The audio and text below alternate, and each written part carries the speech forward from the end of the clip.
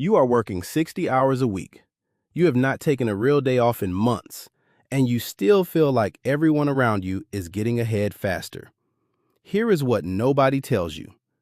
Those hours might be the exact reason your career has stalled. Not your talent, not your intelligence. The hard work itself. In this video, I am breaking down why working hard quietly kills careers instead of building them, what is getting people promoted, and the shift to make starting this week. This is not permission to slack off. It is something more useful than that. I'm Dre. Before this channel, I spent years on the inside of corporate hiring and compensation planning, sitting in the actual calibration meetings where promotion and raise decisions get made behind closed doors. I built comp structures. I watched who got tapped for the next level and who got quietly passed over year after year. So when I tell you that working hard is not the strategy you think it is, I am not guessing from the outside. I watched this pattern play out from the room where those decisions actually happen.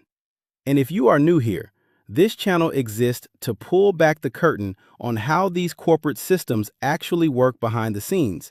So go ahead and subscribe before we keep going, because what I am about to walk you through is going to change the way you look at your own calendar. So let us start with the obvious question. Why do so many of us believe that working hard is the thing that gets you ahead in the first place? For most of you watching this, that belief was planted a long time before you ever had a job. Your parents told you this. Your teachers told you this. Maybe a coach told you this. Every adult whose opinion mattered to you growing up tied the hours you put in directly to the results you got. Whether that was grades, a starting spot on a team, or a spot in some club you cared about. That association gets wired in early. But once you actually land in the professional world, and especially the corporate world, the definition of hard work starts to get a lot murkier, and honestly, a lot less useful. Typically, when people say working hard, what they actually mean is one of three things. First, and most obviously, it means logging a lot of hours.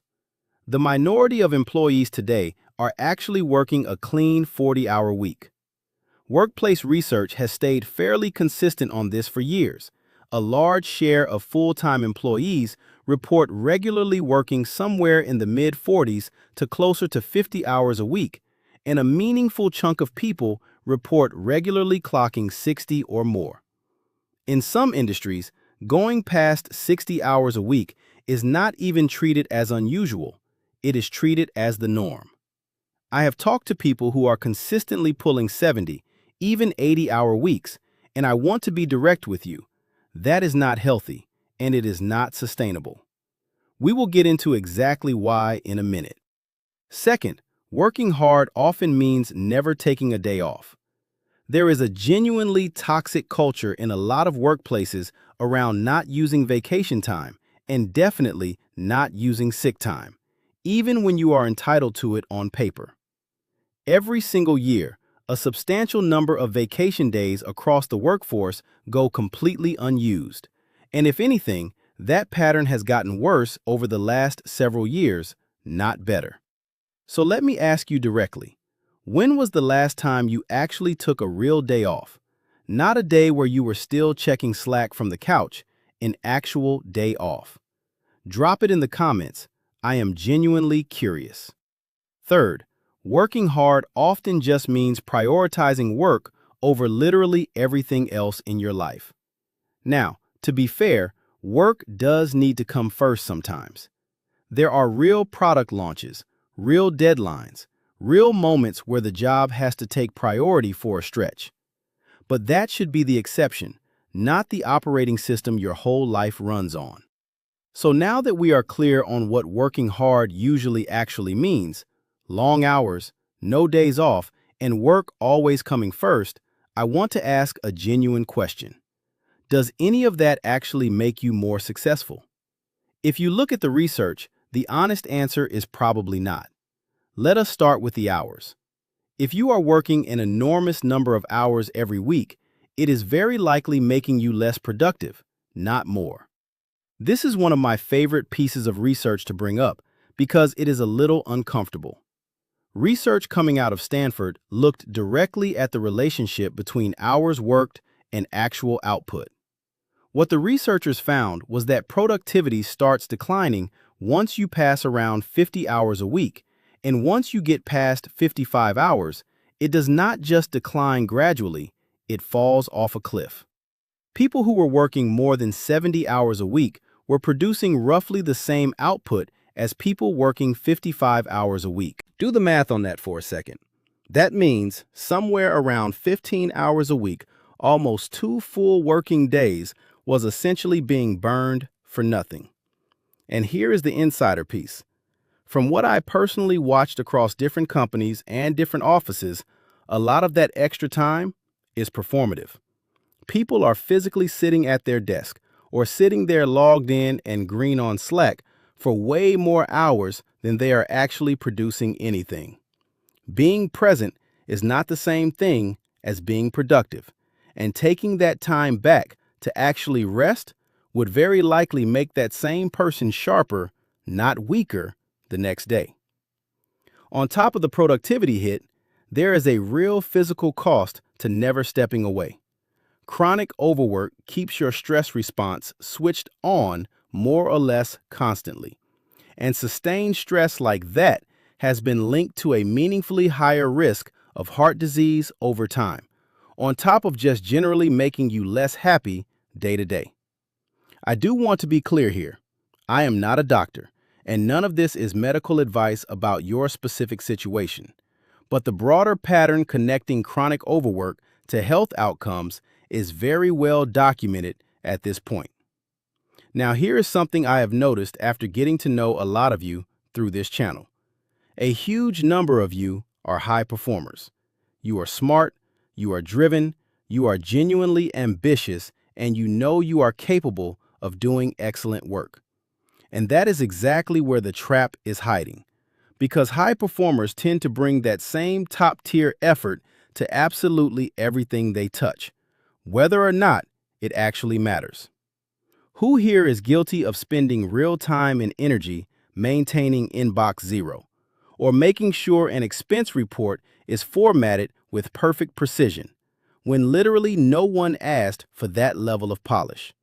If that is you, go ahead and type guilty in the comments, because I promise you are not alone. The truth is, when you bring maximum effort to every single task, regardless of its actual importance, your energy gets spread thin across things that were never going to move the needle for your career in the first place. And this might be the exact thing quietly keeping you stuck right now. Here is the uncomfortable part. If the effort you are putting in is not something your boss, your leadership, or your company actually prioritizes, almost nobody is going to notice it, no matter how good the work is. It does not matter if your expense reports are flawless. Sure, it might make life slightly easier for whoever processes them, but it does essentially nothing for how your company sees your value relative to the hours you poured into it. Stick with me here, because this next part is the piece that trips up almost everyone I have ever worked with, including people who are genuinely brilliant at their jobs. I want to talk about something that comes up constantly in the comments on this channel. People complaining about a coworker or a boss who seems to do very little and still keeps getting promoted. Here is the thing. We actually need to take a few notes from them, because there is usually a very specific reason that is happening, and it has almost nothing to do with luck. There is a well-known framework used across a lot of leadership development programs that breaks down what actually drives career advancement, and it might reframe how you think about your own effort. According to that framework, your actual performance, meaning the quality of the work itself, accounts for roughly 10% of your promotability, just a small slice of the whole picture. Your image accounts for something closer to 30%, meaning what people know you for. Are you seen as someone dependable who always pitches in, or are you seen as an authority in your area? And the biggest piece by far, at around 60%, is exposure, meaning who actually knows what you are working on and what results you are producing. Does your boss's boss know your name? And more importantly, do they know what you just delivered? When you are making the right impact and the right people actually know about it, a lot of the rest of the corporate politics matters a lot less than people assume. So let me ask you this before we get into what to actually do about all of this. Would you rather work a lot or work strategically? Genuinely curious where you land. Let me know in the comments. Okay, so here is what to actually do instead of grinding yourself into the ground. First, set real boundaries.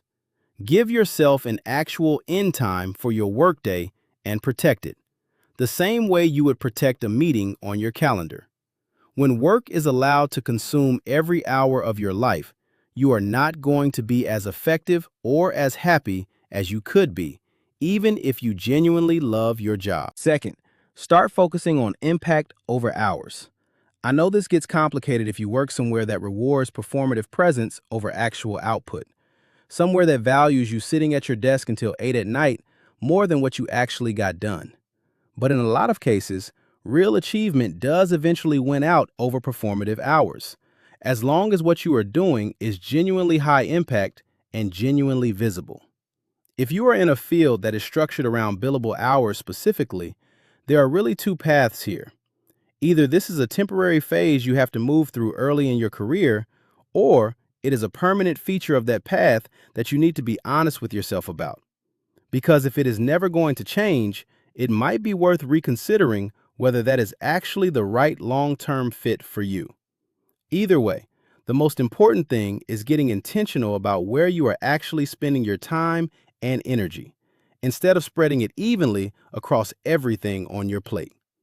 I'm going to go much deeper on exactly how to figure out which of your projects are genuinely high impact and how to spot the ones that are quietly wasting your time in the next video. So make sure you are subscribed so you do not miss it. Third, and this ties directly back to that exposure piece, start actually investing in your own professional visibility. People should know what you are good at. They should know about the wins you are producing, and you should not be afraid to talk about them. That does not mean bragging in every meeting. It means making sure the right people actually know what you are contributing instead of assuming your work will just speak for itself. Because in most organizations, it genuinely will not. The people who get noticed are rarely the people working the most hours in silence. They are usually the people who are doing strong work and making sure that work is visible to the people who make decisions. So here's where I want to leave you. Working hard is not actually the villain in this story. Mindless hard work is. Hours for the sake of hours. Presence for the sake of presence. Effort poured into things nobody is even measuring. That is what quietly stalls people out. The people who get ahead are not always the ones working the most hours. They are usually the ones being deliberate about where their effort actually goes and making sure the right people can see it. That is the real shift here. It is not about doing less. It is about doing it on purpose. If this video helped you see your own week a little differently, hit subscribe and turn on notifications so you catch the next one. Because I'm going deep on exactly how to identify your highest impact work and how to build real visibility at work without feeling like you are constantly self-promoting. As always, thank you for being here. I will see you in the next one.